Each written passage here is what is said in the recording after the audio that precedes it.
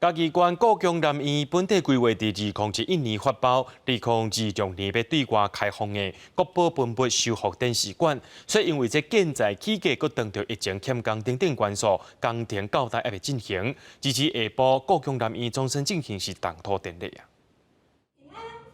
故宫院长甲嘉义县长做伙动土，嘉义县故宫南院新馆国宝文物修复展示馆的建设工程总算要正式开始。工程经费计共32亿，暗算伫2027年开馆。有1馆再加2馆，那能量不断的在做扩大。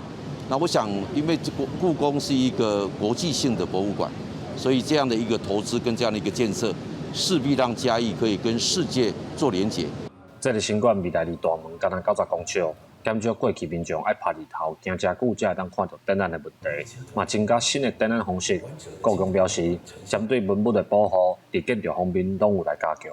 我们用101的那一种规格的工法，其实不只是地震的因素，包括水、火、电，我们都有非常完善的这个规划。2015年正式开放的故宫南院，原本暗算伫2021年发包去新馆，因为国际原物料佮疫情欠工流标3届，总算伫22下晡动土。故宫表示，新馆完成了后，故宫南院会请做国际级的文化基地。